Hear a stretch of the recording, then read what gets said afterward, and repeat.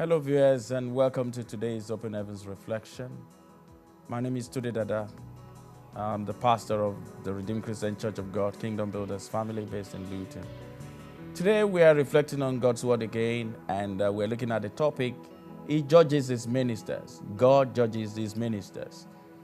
Our text is taken from Numbers, the 12th chapter. I read the first 10 verses. Then Miriam and Aaron spoke against Moses because of the Ethiopian woman who he had married, for he had married an Ethiopian woman. So they said, has the Lord indeed spoken only through Moses? Has he not spoken through us also? And the Lord heard it. Now the man Moses was very humble, more than all men who were on the face of the earth. Suddenly the Lord said to Moses, Aaron and Miriam, come out, you three, to the tabernacle of meeting. So the three came out. Then the Lord came down in the pillar of cloud and stood in the door of the tabernacle and called Aaron and Miriam.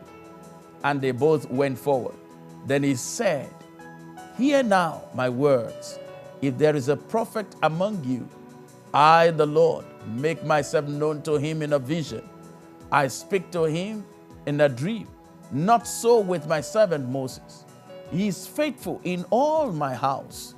I speak with him face to face, even plainly, and not in dark sayings. And he sees the form of the Lord. Why then were you not afraid to speak against my servant Moses?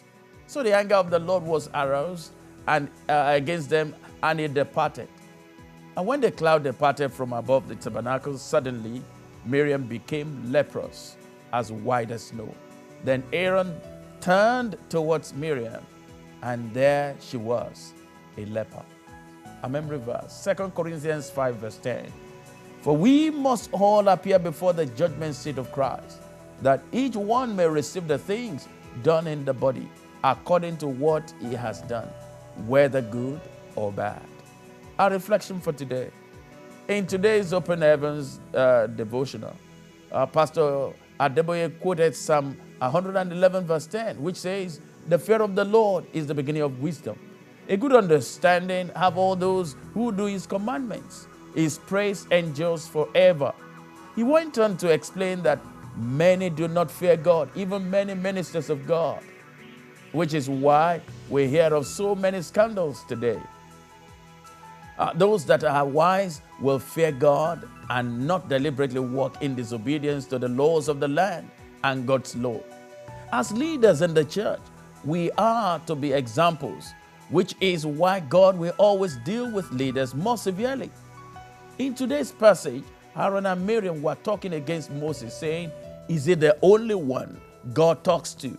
When disunity against a leader happens like this, it will filter down to the people, who will also begin to rebel against the leader, which is why God will address it strongly.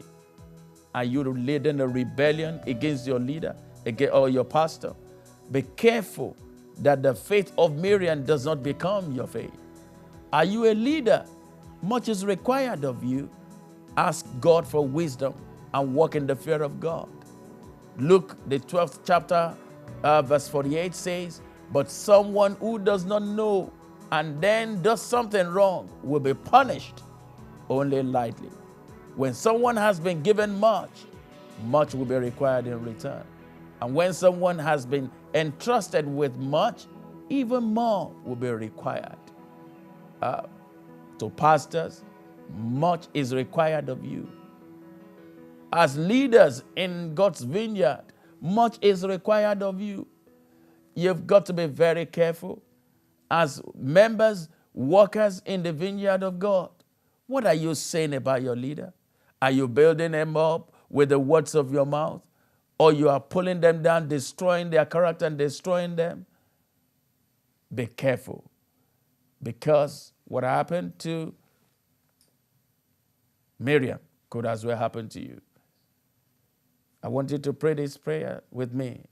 Like any of God's children, ministers of God will give account to God, but God will use a higher standard for them as much as expected of them. Pray that God help me not to be a destroyer, but a builder of lives. Thank you for being part of today. this open devotion. I pray that God will strengthen you and help you in all your ways. Have a wonderful day, and God bless. Bye for now.